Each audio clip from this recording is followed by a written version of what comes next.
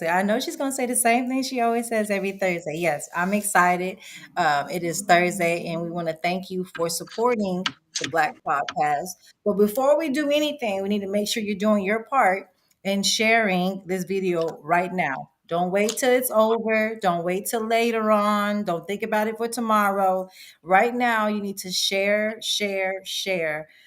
this video, this live video. We have a phenomenal young man coming on. um, you just don't want to miss. So please make sure you're doing your part in sharing today's live video. We want to thank you for supporting us over the last year and a half. It's been truly a blessing through the relationships that we have built through the Black Podcast with a lot of our guests. Also, and just the amount of feedback that we received from our audience and our supporters on the Black Podcast. It seems like everyone is really looking forward to Thursdays to hear more stories because it's just been so, I know I have grown a lot over the last year and a half, just hearing the stories from our guests. So it has truly been a blessing to connect with these people, right? A lot of times we see them doing all these wonderful things through social media, but you never get to hear their story. And this is the opportunity for us to hear stories, real stories of those that we look up to, our influencers of today. Thanks, Selena, for coming into the show. But I'm just so excited again because this man is amazing. And I say that about all our guests because they are, but he's amazing. He's really amazing. I just look forward to hearing his story. I am one of your hosts, Dr. Sherelle Hobson, and you know that my background is in education and athletics. And one thing that we share in common is that we care about, number one, our community, but what about our young Black men? And what can we do to create a safe space for them? Oh, one of our past guests is on there, Dr. Dixon. Nice to see you, fam. We got to connect again.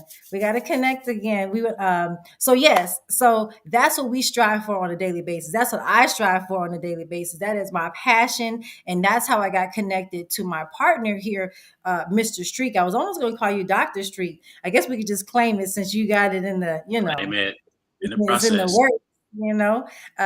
But we saw this common passion that what do we need to do in our Black community? What can we do more in our Black community? What can we do better? And one was sharing real stories, and that's why we created the Black Podcast. And then we said, well, what else can we do? And so we went a little bit further and we created a company, HSBA. And so you'll learn more about that. But again, my partner in crime, Mr. Street here, couldn't do it without him and wouldn't ask for a better partner. He might want to ask for a better partner. No, the feeling is mutual.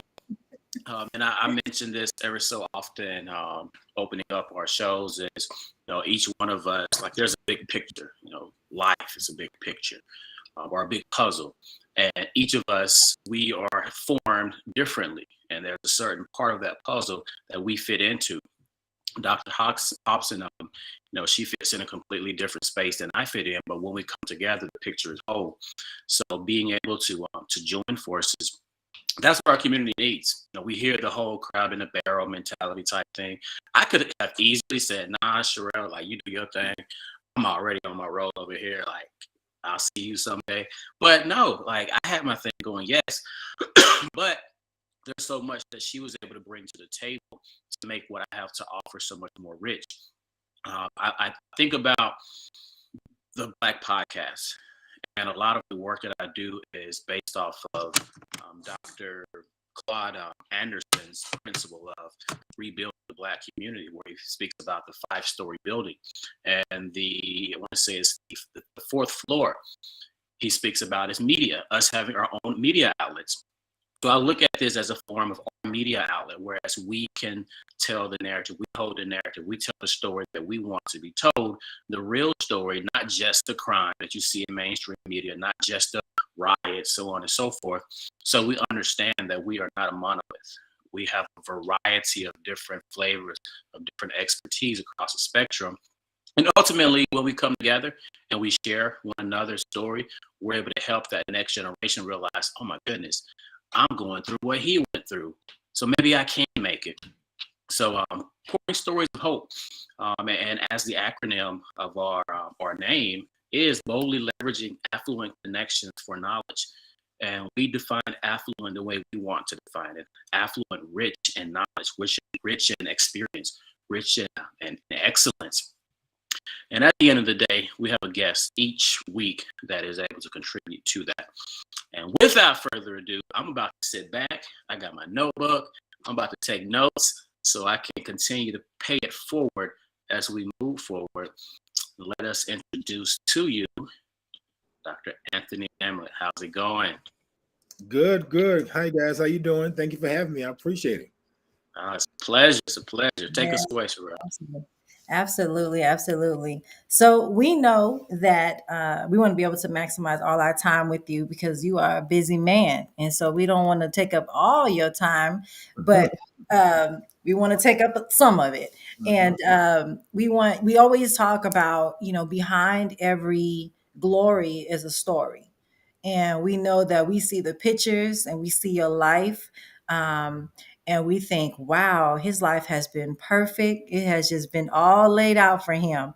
So we want to know more about what really went on and how your life started, where you're from, and the dynamics of your family.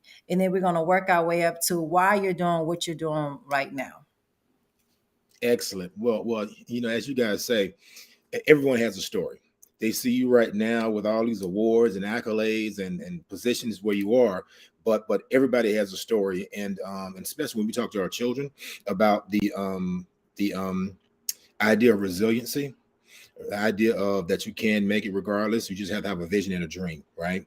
But also make plans and make sure those dreams are realized and make it happen. So about me, born and raised in Delray Beach, Florida, to an extended family. So born into, my mother was in school. She came back home. I think she was a sophomore, had me, and then left me with my grandparents. So my grandparents raised me while my mother was finishing college.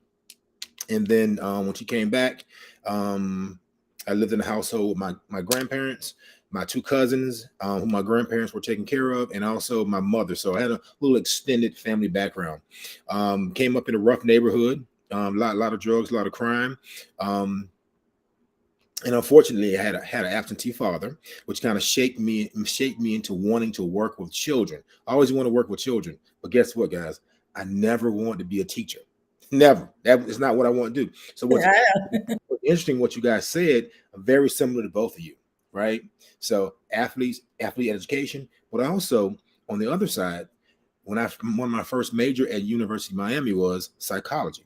So I wanted to work with kids. Didn't know what I wanted to do. So I did some psychology, social work, criminal justice things, classes as well. But also on the other side, I did broadcast journalism.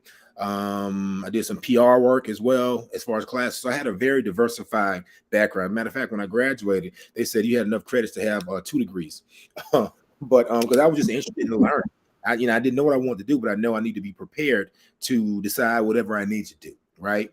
And as long as you actually go through the process and get your paper, as you say, get an education, and then it opens doors. But also nowadays, it's not just about education. There's entrepreneurships. So there's different ways, but it's ultimately up to us as educators to prepare our children for college, career, life, military, whatever they want to do. They'll have the skill sets and resources. So back to my story. So I had an absentee father. My father was a local legend football player in Delray Beach, Florida. And he, growing up, he was absentee. He had 5 brothers. No, he had 4 brothers.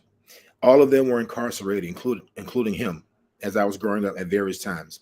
On my mother's side, my mother had 6 brothers. 6 brothers. 5 of those uncles were incarcerated over time as well. And also those 2 cousins that I grew up with that my grandparents were taking care of, they were eventually incarcerated when they got older as well. So I was around these things. I knew I did not want to be a statistic, right? Had ample opportunity to get in as much trouble as I wanted to get into in the neighborhood, in the streets, etc. That's not something that I want to do. I always wanted to do several things. I wanted to play football, go to college, get a scholarship, graduate, go to the NFL. and then anything after that is great. So those were my dreams growing up. And so how was I going to get there? Because number one, I wasn't the smartest kid on the block. I wasn't the toughest kid on the block. And I wasn't the most athletic kid on the block. In fact, when me and my friends used to get together, we used to talk about what we wanted to be. Everybody would say they want to play football, da da da. And when it got to me, I said I want to play football and I want to go to the NFL. They would laugh at me because I was skinny.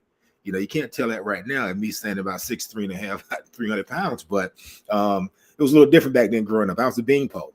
So nonetheless, I stayed focused. I stayed committed. And growing up, you know, I had some mentors at my school, coaches that really supported and developed me through the process. And I was eventually able to earn a scholarship to University of Miami. And so I was down at University of Miami at a great time. We only lost 4 games in 5 years, won 3 national championships. But my pride and joy about University of Miami is that I graduated with a degree. That's the most important thing for me. And so had some great times there in Miami. Then had the opportunity to be drafted by Seattle Seahawks. And so throughout my career in sports, I was never injured to the point that I had to have surgery or anything until I got to the NFL. That's when I started having some issues. I got injured my first year with Seattle. And so I got released about 6 games into the season. And so I was one to never sit around and not do anything. So I went back down to University of Miami, had my surgery. And as I was rehabbing, again, I always want to work with children, never wanted to be an educator, never want to be a teacher. I took a job at a group home. I worked for Children's Home Society and the group home for troubled kids. And I was a behavior specialist in that program. So after that, I signed another contract with the following year with the Indianapolis Colts. So I ended up going there for a year, re-injured my knee, came back home. This time when I came back home, I took a job with South County Mental Health in the children's psych ward as a behavior specialist, but also at one of the group homes in Palm Beach County as a family counselor, working with the troubled children and their families, etc. And so now I find myself, okay, I'm not football is not out of me yet. So in order to get back on film and test my knee, I signed with the Canadian League. The Canadian League started in the summertime, so that will give me time to get on film and then possibly get back into the NFL in the fall when the NFL started. So went up to Winnipeg, Canada, and they used to say me and the organization didn't see eye to eye. I ended up coming back home to Palm Beach County. And so one of my mentors, he was he still is a captain in the school district police department. At that time, he was a lieutenant. So he said, hey, what are you going to do? I said, I'm not sure yet. I'm just getting back, kind of rehabbing my knee, not sure what I'm going to do. So he said, well, while you're rehabbing your knee, why don't you come be a substitute teacher at the behavior school in Palm Beach County? They had created their first actual alternative education behavior school. So I said, okay, I'll be earning some money, whatever it is. So needless to say, when I went into that classroom, the principal told me that they had 9 adults in that classroom in a matter of nine weeks period.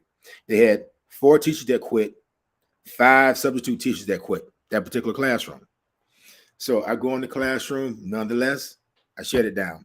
And the way I shut it down was, again, kids gravitate toward athletes. I'm a young African-American male. That was the predominance of students that were there. We know about those disproportionalities where our African-American students are given discipline issues instead of giving therapy and support. They're given referrals and suspended. And there's a vast amount of disproportionality when it comes to discipline that's dispensed for our African-American students. So I had a great time with those kids. They loved me. A month into it, principal comes to me and said, hey, why don't you apply for your teaching certificate? I said, I'm like, no. I'm disappointed right now, I like working with kids. I'm not trying to be a teacher. She says, okay, well, if you get your teaching certificate, you'll get paid more money. I said, huh? I said, okay. How much more? So with the paperwork, because she already knew already that by looking at my resume and my transcripts that I had enough courses and whatnot to get a degree in social studies and social sciences. So That's why she approached me. And of course, all principals want to have certified teachers on their campus, right? So go through that process, get my certificate, um, certificate. Then at that point, I found myself wanting to coach at this point. Again, still working with children. I want to coach. So I took a job the following year, the following fall, at Wellington High School. And Wellington High School is in a suburban area and Palm Beach County. And so I ended up staying at Wellington High School for about 10 years. Actually, when I first got to Wellington High School, I was a dean, walking dean in the building, supporting kids transition, etc. And then the next year, they moved me into in-school suspension, and that was great because I brought the component, not knowing what I was doing at the time, but I brought the component of the counseling that I learned, the Boys Town management system that I learned from the group homes I was working in and working with kids. I brought those concepts to in-school suspension, both long-term and short-term in-school suspension, working with children who would get in trouble. And so began to have therapy sessions with them, counseling sessions with them while they were in the program. Also developed a program and a process where when they finished and did their time in school suspension, I would put out and go see them when they were in the, as you say, general population or with the other students, to make sure they were transitioning back into the classroom well and supporting them. So I was, again, working with children. So I always wanted to work with children, and I loved doing that. And so I found myself teaching and coaching at Wellington High School. And then again, remember now, I didn't want to be a teacher. Yeah, she told us. New principal comes in. New principal comes in. I'm over there in school suspension, chilling, relaxing, having a good time working with the kids. The principal, Rob Montgomery, calls me down to his office, along with the head assistant principal was there as well. He said, "Hey, Anthony, hey, we got a great opportunity for you. Why don't you think about coming into student services as a assistant principal teacher on assignment position?" I said, "No, thanks. I'm good. I don't want that. I'm good." Right. Shut it down. A month later, he calls me back into the office again and said, "Hey, if you want to work here, this is what you're going to do." I said, "Okay, sure." Then I went into student services and administration because, and I say that because over my life, and this happens if you really look at some things, sometimes you're forced to do some things that you didn't know that's going to help you down the line. Other people force you to do things, push you to do things because they saw something in you that you didn't see in yourself at the time. And so he saw me as an African-American male, with the background I had, support I had, and the advocacy for children that I had. He brought me into administration because there wasn't enough African-American males in administration. And so I found myself working in student services for about 4 years. And then I decided to go back and actually become an assistant principal, a certified assistant principal. So I went to get my master's from Nova Southeastern, took my educator license test for leadership and passed and became a certified assistant principal. And at that point, I went to the neighboring school, Royal Palm Beach High School. And I was there for about 2 years, was getting passed over for opportunities to become a principal because I wasn't in the in crowd. I wasn't, and again, you have the good old boy network going on, right? When it comes to what I bring to the table as an African-American male, they have all these questions. What about this? What about this? What about this? But when others have these opportunities, oh, he's a great guy. He'll get along great. And so there was that aspect in the organization, unfortunately. So I decided, you know what? I'm going to take a charter school principalship. So I left Palm Beach County Schools, went to a charter network in Palm Beach County Schools that actually supported in the south region of Palm Beach County, supported all the high schools with their dropouts, with their kids that were marginalized as far as credits and things of that nature. They were in trouble. And so they referred a vast amount of their kids from the 5 high schools in the southern area to my program, Life Skills and Learning Center. And over 1.5 years, we graduated, worked with those kids, supported those kids. We graduated about 80 to 85% of those students who, again, were castaways from the main high schools. Okay. So I'm doing well there. The superintendent comes to see me a year and a half into it. He says, "Anthony, we're getting ready to create this brand new state-of-the-art alternative ed behavior discipline school. Now, you guys hear what I said, right? Because normally alternative ed schools are the oldest schools in the district, has an old desk, has an old computers, has everything that's old, nothing new. This was different. So I had the opportunity to come back into the district and work at what I named actually Turning Points Academy, brand new program. And so we had all the supposedly worst of the worst students in Palm Beach County at Turning Points Academy. Gang bangers, drive-by shooters, kids that got all kinds of trouble. So there about I had a student enrollment of about 300 students because the program, kids were referred to the program. So you couldn't just sign up. You had to be referred to the program through your homeschool based on your behavior. And their homeschool had to have 6 to 8 weeks of intervention, serious intervention in place that they actually try to support this kid and it's not working before they were referred to or accepted into Turning Points Academy. And so it was on a semester basis. And if the kid worked their way through the system, changed their behavior, they can go back to their home schools at the end of the semester. Okay. So I was at Turning Points for about 2.5 years. It was going great.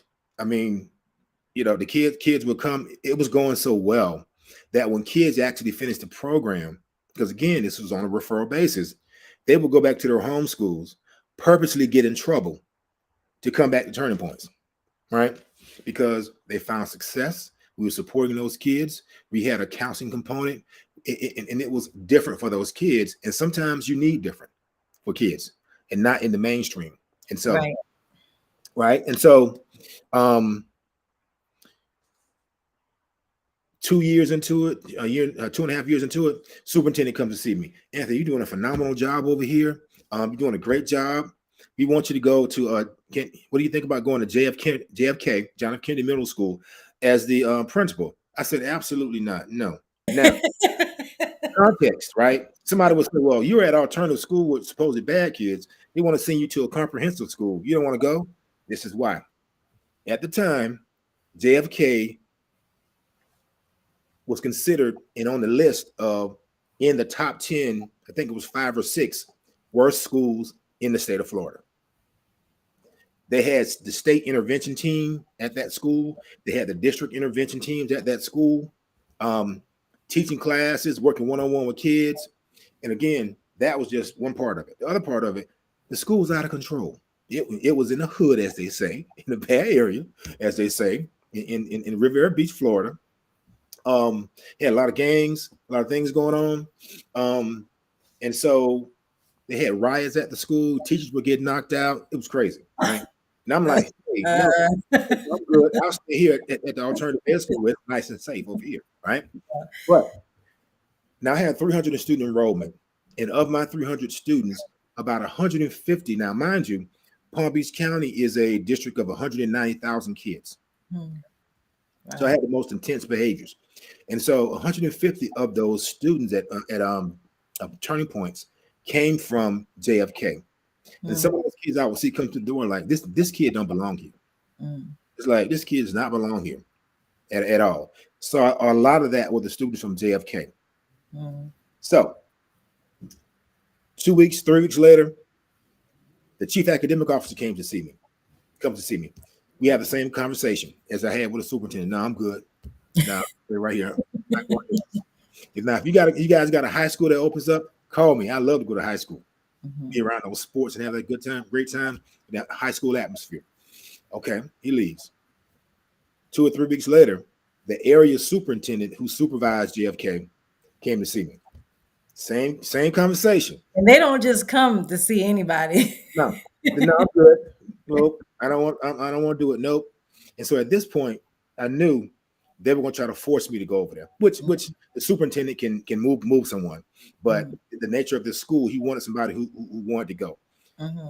They were desperate. So a month later, now I get called down to the district office. I'm going to the big office now to see the superintendent. So I walk in, and guys, so picture this. Picture Godfather. Those guys sitting around a room in a dimly lit room. You come in, the spotlight is on you. You sit down in the middle, and they're looking at you over in the dim light, and you got some good news and bad news for you. which one you want first? I said, hey, whatever, just whatever you want to go first. They said the great news is you're going to be a principal next year. You know, they said, well, not so you might not like it, but you're going to be the JFK. And so by that time, I had kind of had an idea that they were going to do this, and so I began to formulate my ask, and I said, hey, I tell you what, I will go to JFK if I can handpick my administrative team. I don't want to go through any process. I'm going to send a list. You're going to send them over here to me. So, needless to say, I did that. They didn't hear a peep of bad information or things going on out of JFK when I went there. Wow. It's funny, right? When I first went over to take over the school, the principal was there. You're supposed to sit down and have a conversation, a transition meeting with the principal. Dude, I walked in. He said, here you go, the keys. Good luck. I see you. Out the door. No briefing. You don't get no briefing. No transition. Give me his keys. You don't know where the keys belong to. Just So I started doing a little tour of the school, and I noticed these two guys following me. I'm like, why y'all following me? I'm like, okay, I'm walking around, saying hello to people, looking, going in classes, whatnot. And these two guys, one on each side of me, following me. And I turn around and say, hey, what are y'all doing? What's going on? He said, I'm your bodyguard. I'm like, what?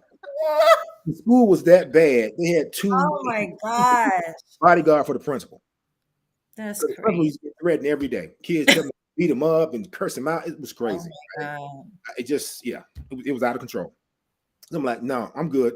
I don't need a bodyguard. I'm something to do, but I don't need a bodyguard. I'm good, right? That's drawing more attention. Yeah, that's JFK. So we had a great time at JFK. The school went from the failing list to a grade of C.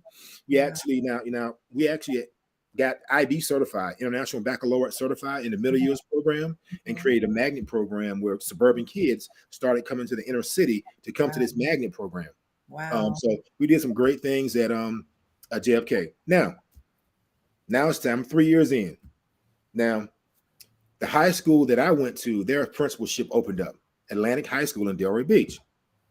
And there were a couple of other high schools that were open. So I applied for Atlantic High School, go in there and do the interview with the panel, come out stellar, have a great time.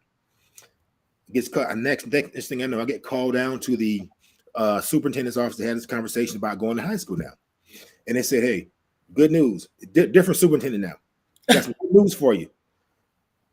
I said, okay. They said, we're going to send you to high school as a principal. I said, all right, Atlantic High School, my home school. They said, no, we're going to send you to Palm Beach Lakes High School. Now, Palm Beach Lakes High School was a bigger version of JFK.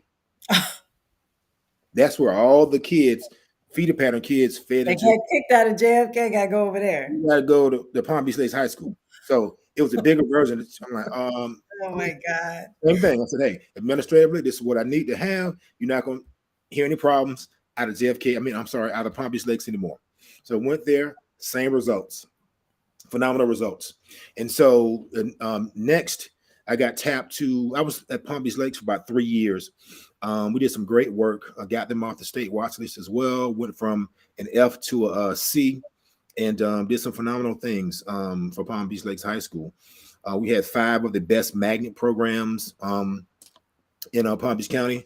And so when I first got to Palm Beach Lakes, the enrollment was 1,250 students, okay? The school's capacity was about 3,500 students. The school was so bad, none of the kids wanted to go there. Wow. By the time I left in those 3 years, we had gotten our enrollment back up to 2,500 students. And we were just in this process of transforming the process of bringing Palm Beach Lakes back to where it needed to be.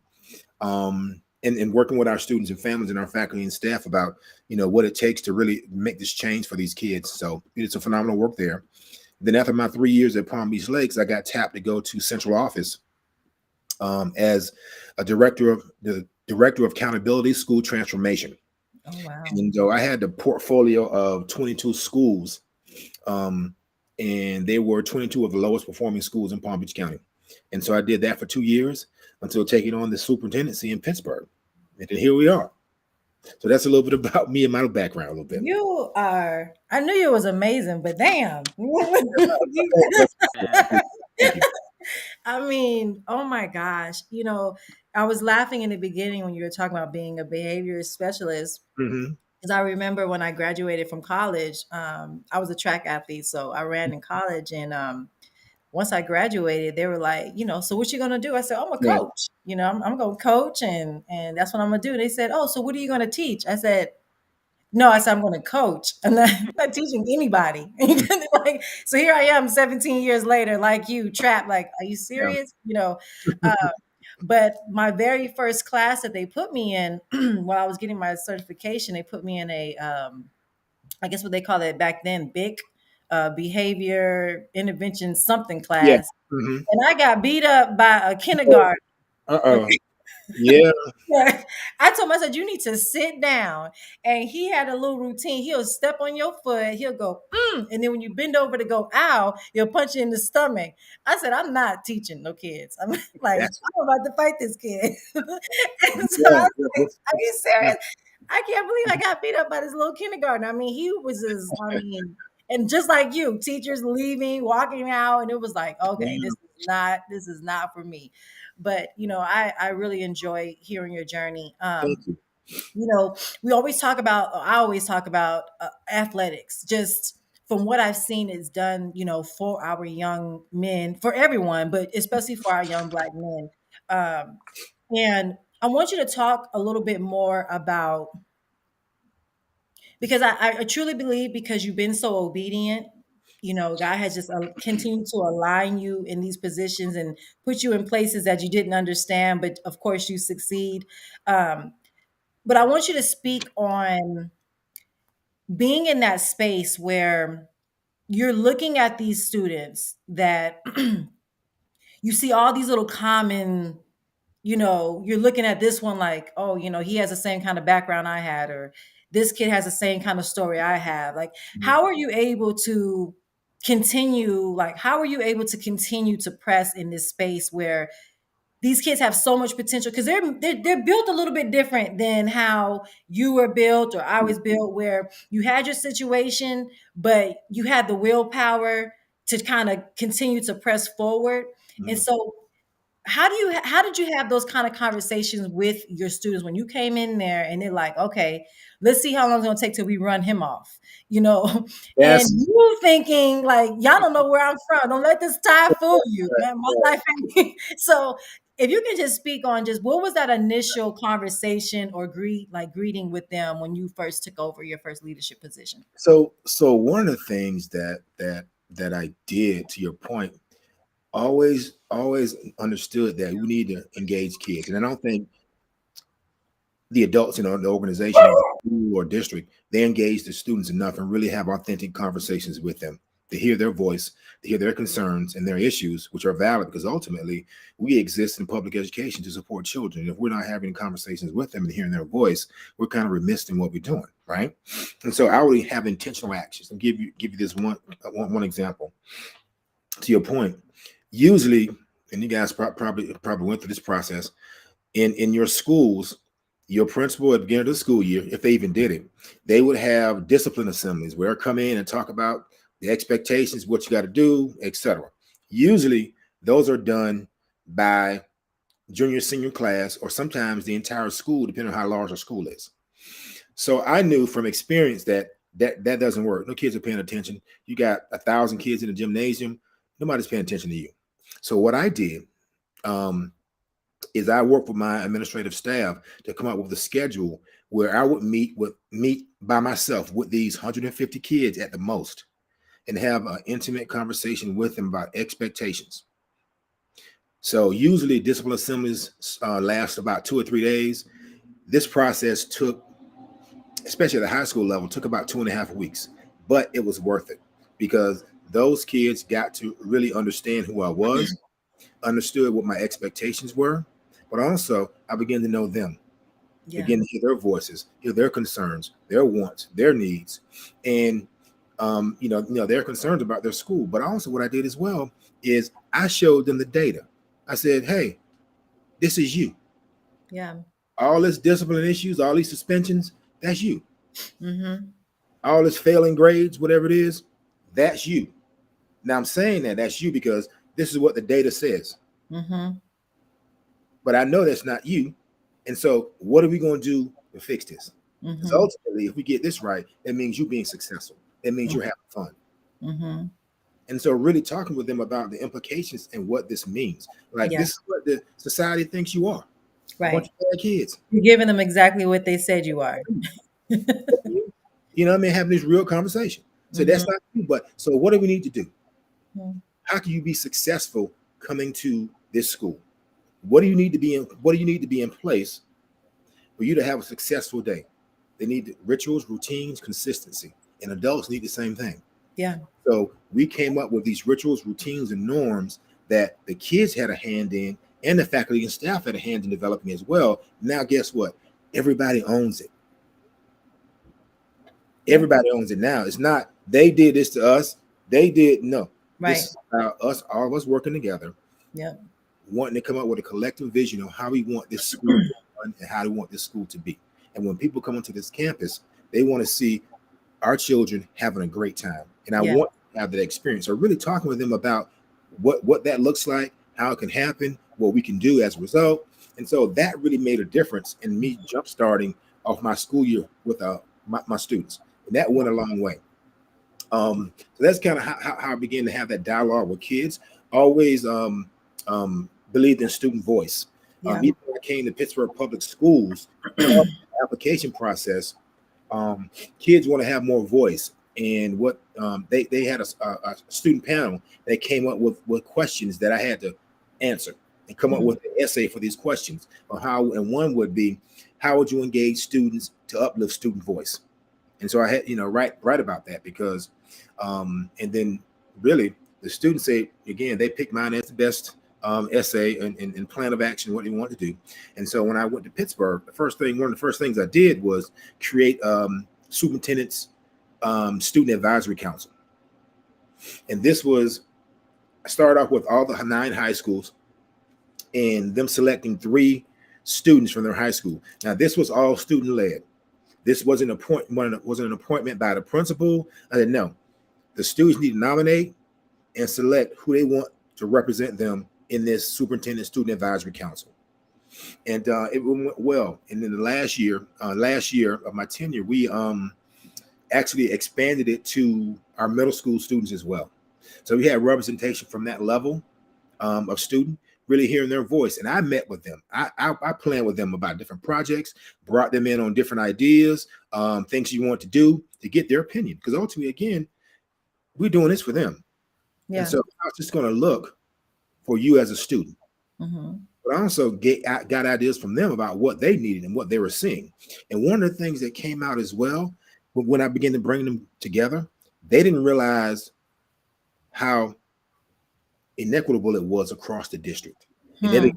have this conversation about equity. Like, that's not right. Those kids don't have this. Those students don't have this. We have this in our school, and really begin to create that synergy and dialogue around change. Because Yeah. everybody wants change. You scream change. We want change. When it's time Mm-hmm. to change, you don't want to change. You don't want to change. Yeah. Ultimately, Because of fear. you're right, right. And Mhm. ultimately, if you want any change, it requires the adults in the organization to change their behavior, Absolutely. right? And Absolutely. so that's kind of a little bit about that. Yeah, I enjoy that. Now, I know a lot of people, especially in leadership, I think that that has, over time, people are scared or afraid or ashamed, or I don't know what it is, to really share their real stories. And it's like, that's the only way that you're going to relate to these kids these days. They're not interested in anything else that you're talking about. They're more interested in what you're going to say or what's coming out your mouth or what you have done, Mhm. and then they'll pay attention to everything else that you're going to teach them. And so I always made sure that I tell people all this time, and I wrote a t-shirt and made all kind of stuff with this, but I tell them, I said, I don't lead by example. I am the example. Right.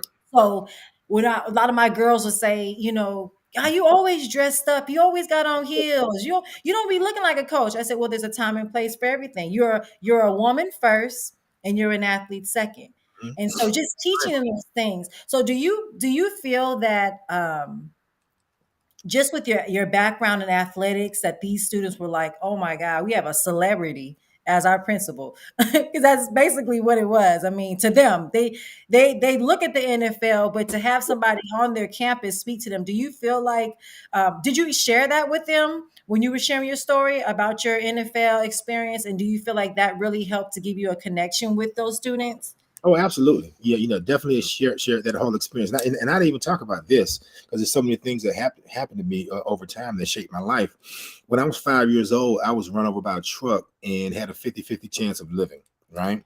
I was in a hospital. I had two broken legs and a broken arm. And the doctor came to my mom and said, "Hey, we'll get them to be able to walk again. But as far as organized sports, forget that." Okay, so fast forward, I become an elite athlete. That And should so have been the first story. right. So I use that to say, hey, don't let anyone dampen or steal your dream. Yeah. Don't let them put you in a box, because ultimately, you know who you are, you know what you can achieve, but you got to Mhm. still be consistent and honest with yourself, and also be a good person, Yeah. not just to yourself, but to others as well. It makes a difference and it resonates. And so Mhm. being resilient, staying focused, but also being ready for those opportunities when they happen. Mhm. Opportunities happen, you can't say, okay, I got to get ready. You already Right. need to be ready. And so, Yeah. how are you preparing yourself by the minute, by the hour, by the day to get Mhm. you to where you want to be, and have Mhm. that short term and long term vision, and really talking with them about how to become successful, and really telling to your point you're trying to say, telling your story. Because again, everybody has a story, and the kid sees you as this doctor, so and so. Oh my God, I can never achieve that. I was where you are, young man, young woman.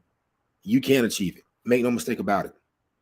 Absolutely. Absolutely. They definitely need to see that. I was just laughing. I'm gonna let Brian go ahead and take over, but I was laughing earlier this week because I have a new position at a school now, and I'm in a community where these girls, they're not used to seeing black women like me. Yeah. They're not seeing you dolled up, they're not seeing you act a certain way. Mhm. Um, and so we were all sitting there talking. Now everybody's gravitated towards me. But I remember when I first walked into the campus, I would tell them, "It's good to see you. How are you? What's your name? How you doing? Oh, your hair is beautiful." And they would be like, "What's wrong with her? Like, is something wrong with her? Is she gay?" Or, they just always just trying to Right. figure out, because they weren't used to someone just being nice to them, or another black woman just, Mhm. nurturing them and telling them, "Hey, I'm glad you made it today. Have a good day," or whatever. And Right. so it was so funny. I was laughing this week because at lunchtime I said, "Let me hurry up and go grab me something." So I grabbed some chicken from Popeyes, and the girl said, "Dr. Hobson is eating Popeye's chicken. We never thought you eat Popeye's chicken. We thought you were bougie." And it's Right. like, where you guys getting Yeah. this from? But it That's was just funny that they create their own little, what they right. think. Yep. And it's up to you to say, "Yeah, girl, I eat Popeyes. I mean, not all the time, but but Right. just those little common things of them feeling like, oh, she's like us, or he's like us." I think that's so important that we do that, and that's how you build real connections, and that's how you get real learning, done. Yep. Yeah, so I started taking notes from the jump, and there's a couple things that you spoke on at the top of the hour that I think Mhm. are very important, especially when it comes to being in an educational space while also understanding today's day. So you mentioned the conversation around traditional education versus kids that may want to get into entrepreneurship. Whereas, there's a lot of self education that comes with entrepreneurship. Mhm. What is some of the, I don't know, maybe it's with the teachers or maybe even with some of the students over these past years that you've been connected. What are some of the conversations that you're having as it pertains to the changing of times, and traditionally you gotta go to college, so on, so on, and so on. Where now you got teenagers out there making millions of dollars by Mhm. finding their niche. So what Mhm. is that conversation like with you when it comes to speaking with the youth, but also letting your teachers know, like, we need to be a little bit more flexible in our instruction, so on and so forth. So I would tell you, change of practice in adults is difficult, But yeah, we need to have a conversation about how that looks. Now, and I'm gonna start off by saying this. Think about this, and I use this a lot. We talk about transforming education. Every other industry transforms itself or evolves like every 6 months. Think of the computer. Think of the iPhone. There's a new iPhone coming out almost every 4 to 6 months, right? It's transforming. Now think about education, right? I use, and maybe I'm dating myself. Y'all might not know this show. Have y'all seen Little House on the Prairie with Laura Ingalls? Yeah. Yeah. Mhm. So think about Laura Ingalls in that one-room schoolhouse, sitting in desk and rows with the chalkboard, the teacher standing and delivering in front of the classroom. Fast forward to right now. What has really changed? You might have some computers. Shiny your You board. got some computers. Computer. You might have a dry erase board. You Smartboard. might have an interactive whiteboard. But how has education really evolved and changed? Especially now, what skill sets our kids need to be successful in this 21st, 22nd century environment. What does that look like? And so when we talk about change, it has to be a systematic change and not just in public education. And I say that because public education relies on other entities to get its policies. How are our state legislators putting policies in place that really support transformative change for our kids? How much money are they giving us to fund or giving us unfunded mandates that they want this to happen but don't want to provide any more money for it? Okay. Think about the colleges and universities that prepare the teachers, prepare the leaders of the future, and have the courses change to meet the demands of the time. I mean, like, think about it. There may be a few, but how many actual teaching preparation programs have specifics around culturally relevant pedagogy? Very few and far in between. But the landscape of public education is evolving. I think they say by 2054, the U.S. Student population will be largely minority. That's scary for the folks. That's scary for, and so I might be getting myself in trouble, but that's scary for the colonizers. I don't like that. That's real scary. Right. And so as preparation, how are we preparing our teachers to really begin to work with the students of other cultures? And what does that look like? And cultural relevancy, and how does it look in the classroom? Because you use examples all the time when in some cultures it's disrespectful to look an adult in the eye. But you get called down to the dean's office, you got kids not looking at the adults in the eyes, they think they're being disrespected. Right? So really understanding our children's culture, number one, but also what children are coming to us and what does that look like? And also what skill sets and transformative change we need to put in place to really make a change for education. Now, more about your question. And so getting adults to realize that this is different. How are we preparing our kids to be successful? Some things got to change, even courses. When you talk about entrepreneurship and kids becoming billionaires, are we giving them the skill sets on financial literacy? Right? Are we giving them the skill sets on economics? What is the economy and what drives the economy? And how does it affect your earnings? And so really talking about this sometimes non-traditional work and how that looks. And so really talking this through with adults. And so what I've done, and others have as well, is that based on these changing times, our plans are fluid. They change based on need, and that's based on assessment of where we are in our society and what is required of our kids to be successful. And so we begin to put together a graduate student profile. What experiences, courses, skill sets, mindsets do we want our children to have by the time they graduate from Pittsburgh Public Schools? Really fleshing that out, working with the adults, working with students, working with community members, working with other universities around how this looks and create this graduate profile. Now, once you create this graduate profile, you need to look at the courses that you offer to see if the courses that you offer are going to lead that kid into be that person you want them to be when they graduate, right? Be the example.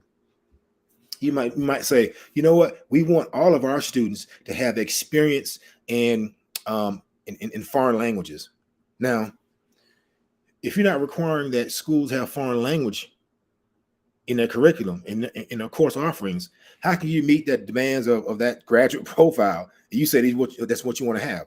So now we look at that profile, begin to back map and change our system based on the current needs of our students. Does that make sense? Absolutely. Absolutely. Perfect sense. Perfect sense. And like you mentioned, it's a systematic change that has to take place. So the whole, top down, and the top typically are the ones that are most stubborn and don't want to change. Oh yeah. That's another reason. That's another reason why I love Dr. Claude Anderson's setup, because he focuses on group economics first. Let's get our money right. Let's keep more money in our community. So then, Right. you know what? We can actually put political figures in office, second floor, political figures in office that actually see the needs and can write out policies that address the needs. After that, we got the public office, as far as policemen, judges, public service, so on and so forth. They understand what's going on in our community. So we have us in those positions. Some of the recommendations or the things that our kids are going through, they understand a lot more. So the disciplinary issues are going to be a little bit different. Go to the fourth floor, media. When we start telling the stories of what's really going on, that's when we're going to see the beauty that we are, and we don't look at each other as a menace. And the fifth floor is education. All of those things in place, the mind starts to shift a little bit. The belief and what can be starts to shift a little bit. Nothing that's going to happen overnight. Nothing's going to happen within a decade. It's going to take years, but you got to start somewhere. And having dialogues like this is what's needed, because education, and I'll end this part with this. Mentor of mine, met him back in 2018. When I first met him, I was doing speaking in juvenile detention centers, alternative schools, helping put together mentoring programs, nonprofit organizations, all these different things from my social work background. And when I met him, it was the semester right after I finished my first semester in my PhD studies. Second semester, I took a course in social entrepreneurship, and the professor, I was putting together my write-up so I can do independent study over the summer. And I sent him over all this research. This is an entrepreneurship professor. Sent him over all this research. And when I went to the meeting, he was like, "I got your research, but I didn't read it. You social science people are too high in the sky with theory and Theoretically, right. Yes, but you don't have the capacity to fulfill these passionate things you want to do, and you don't have the funding." So my mentor, he told me, like, "Look, B, you need to find out how you can do certain things that serve good, but it's gonna make you some money. Because once you have that extra financing behind you, you can go out and make so much more of an impact." And I've learned that now, since I really started a lot of economic education, financial literacy. I was able to partner with a bank that wants me to go in. And this is like almost, if you look at their website, you don't see no Black people at all. But they wanted me to come to the schools to help with financial education, because they know the kids ain't listening to them. Like they need someone who can actually engage with them and break it down to them the way that they understand. And I did a pitch. Yeah, I sent a pitch to a media station on the Black News Channel back in like October or so. And they had me on in November. They had me on again at the beginning of January. And the title of the pitch was "The Importance of Culturally Competent Financial Education in Urban Schools." Because these kids get, our non-melanated counterpart coming in talking a certain jargon. These kids don't know what that means. They're going to tune out. Yeah, and also they have traumas that they go through in their home life that makes them look at money completely different. So, being able to be in that forefront, I feel is so important, because it's kind of piecing together the whole economic piece and the educational piece, while being able to connect with individuals like yourself, other guests on our shows that can help us be more of a force in the policy area, in the media area, so on and so forth. So I was just listening to you earlier, because Darrell, she picks the guest. I do a little bit of research and try to figure out the title. of the episode, transforming urban education. I'm like, goodness gracious, what he is speaking on is spot on to what we titled this because it says so much of what you shared for that transformation. And I kid you not, if you go to my social media, I Mhm. put up a post about 20 minutes ago. Who knows someone that works at like this worst high school in this area? Because I want to get in there. Like I gotta get in there part Yeah, time yeah.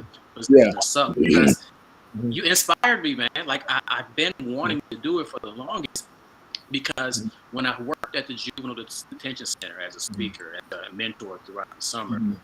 the worst kid in there, my very first time speaking, I was able to break through to him. And Mhm. while they were walking me out at the end, all the guards, he got through to JJ, he got through to JJ.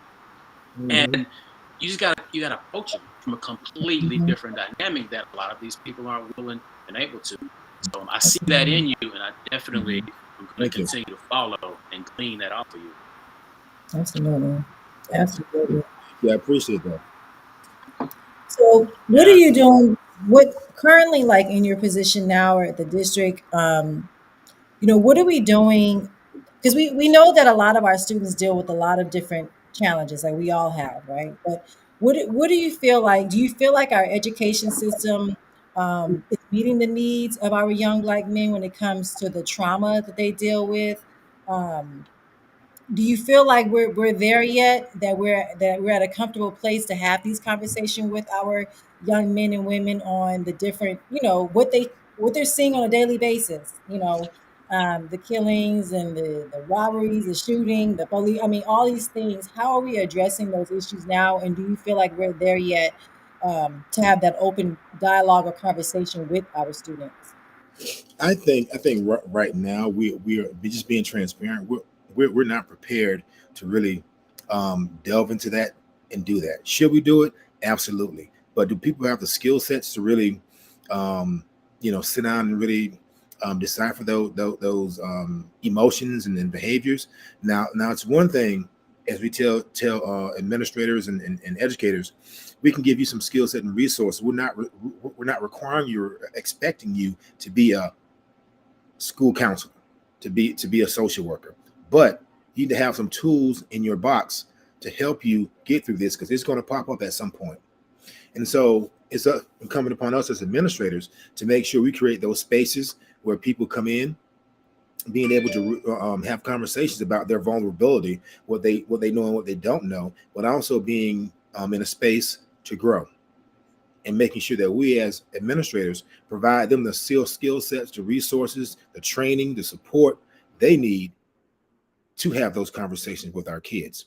And also making sure that they can provide intentional space in the day. Hey, it's okay to say, you know what, we're not doing anything for 30 minutes. We just want Right. to have a conversation. Absolutely. Yeah, there's nothing wrong with that. Nothing wrong with that.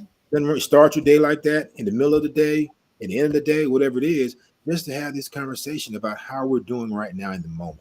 Yeah. We're doing in this space. And I think that a lot of times, in education, they always talk about maximizing all the instructional time. It's like that doesn't mean as soon as they walk in the door, you start telling them, like they're in the military. You have to allow them to have their space. Hey, sit down, get all your stuff in order. Anybody want to share anything? Is everybody good? How you feeling?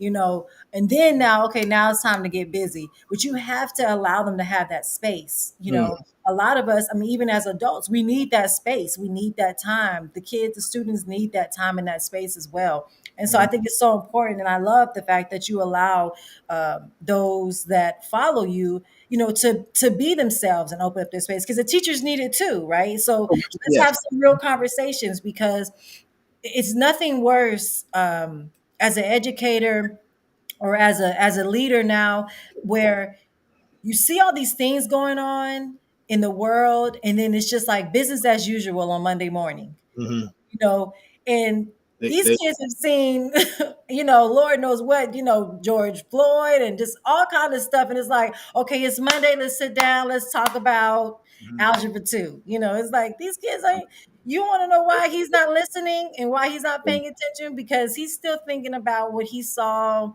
probably on his way to school, what he saw on the news.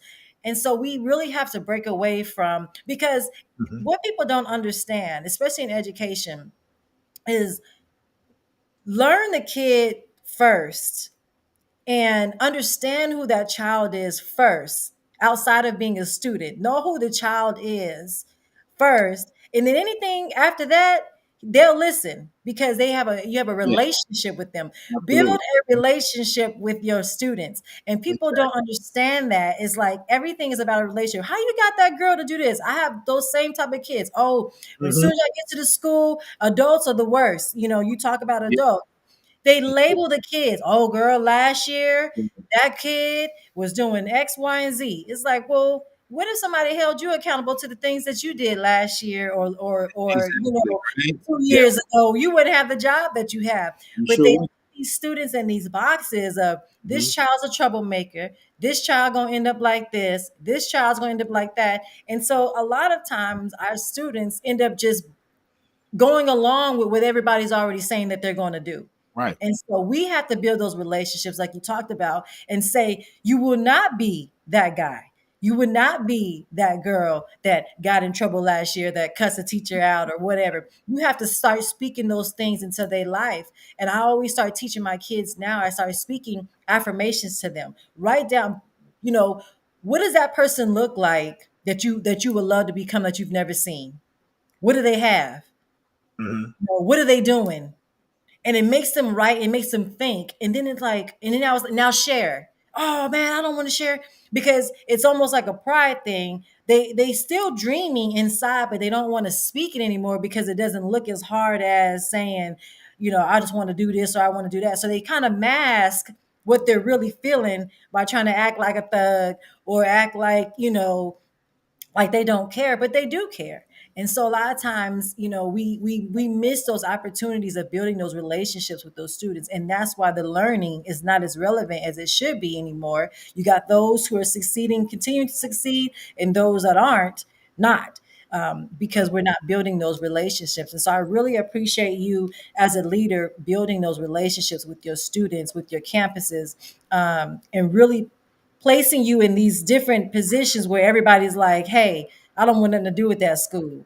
And Hmm. now they're wishing, oh man, I wish I would have went over there and did this. But you don't talk about the journey and the challenges that you had on a daily basis. But all you did was come in there and just be you, speak your story, tell them who you are. And once the kids know that you truly care about them, they'll do what you ask. Okay, all right, Absolutely. Dr. Emma, I'll put my pants up. I tell the boys all the time, you coming over here to talk to me, your Yeah. pants have to be up. Yeah. You know, I'll at that talk- point, I know you care about them. That's yeah, why. You that's know. all they want to know. That's all they Mhm. want to know. That's it. Absolutely. That's all they want to know. We really appreciate you doing that. So where are you at now as far as in your career? What other endeavors or ventures do you have going on? Do you have any books? What are we doing right now? Are we staying in education for a lifetime? What are we Listen, I always been in education in some form or fashion. Right now, I'm just doing consulting right now, and taking some time, and actually, to your point, to write a couple books over the course of the year. doing? Okay, that's awesome. That's Nice, awesome. Mhm. nice. Yep. It's really been a blessing to hear your story. Absolutely. Thank you. Yes, Thank indeed. you. Yeah. At the end of the day, anytime that we can have, especially a black male in a leadership position like yours, but that's done it at so many different levels and so many different locations, being Mhm. shifted from here to there, and proving success at each level. That's a track record. That's an example that so many of us should look to model, at least those who are looking to make that positive Mhm. impact in that next generation. So, Yeah. no, we are so thankful that you were able to join us. We are definitely going to Yeah. be in touch. You'll probably Yeah. get an email from us later on this evening, just a little Mhm. follow up, Yeah. because what you dropped is golden. And if there's any way that we can join forces and have this type of dialogue on more of a public Yeah. forum, preparing beforehand to really have certain people at the table, to be something that we really feel is beneficial to the community. Um, but off of that note, unless Dr. Hobson, you have anything else, or you have any closing words you want to leave us with, Dr. Well, we Hamlet? also need to know where people can find you when they want some consulting in your leadership. So, where can people find you for that? They can find me right now. My website is in development right now, but right now you can find me at my email is easy.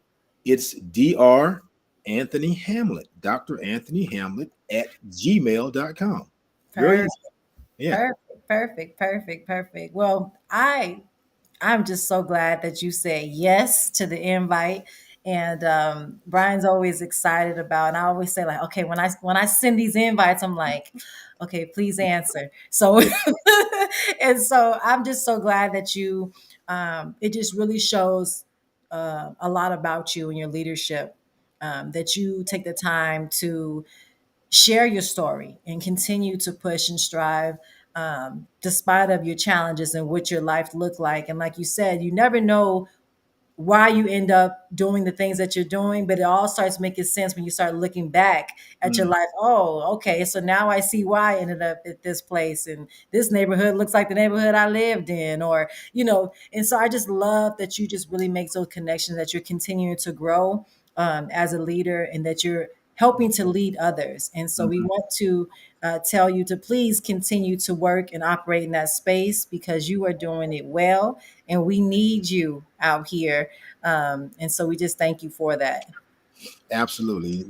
Just I talk about being a champion for children all the time. I don't think there's enough of us out here that are really, really championing for kids and really challenging the system to change, to make it better for our kids. And that's something I talk about. But and I'm gonna drop this last one thing.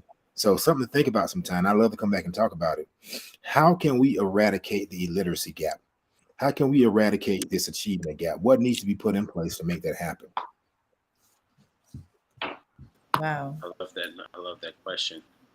Yeah, I'm I'm writing it writing down it right down. now. Yeah, we're definitely gonna bring you back, and we're gonna have this Absolutely. I'd conversation. love to come back anytime. We would definitely have this conversation. Absolutely. Small, I love small fun fact. I actually started my professional career in Miami. Actually, it. Okay. I was at his house children's home right there on the border of Miami-Dade and Broward. And my Okay. territory stretched all the way down from exit one going out into the Keys all the way up to West Palm Beach. Man. So Oh man. Gee. yeah, I was a Big foster parent territory. support specialist. Okay. Yeah, I did a lot of Wow. driving, but they Mhm. paid me those mileage, so I There you wasn't go. complaining too much. Yeah. But yes, visiting foster homes on a regular Mhm. basis, and just making sure that these kids are getting what they need. And I saw too much of not getting what they needed, and Right. that's what drove me to continue my education and get into the space I'm in now. Absolutely Yes, awesome, sir, man. Good for deal. Wow. sure. So Well, we're gonna thank you, put you Dr. backstage. Go ahead, Sherelle. Guys, appreciate it. We're gonna put you in backstage, so don't log off, and then we'll close out. Got it. All right. Another great leader.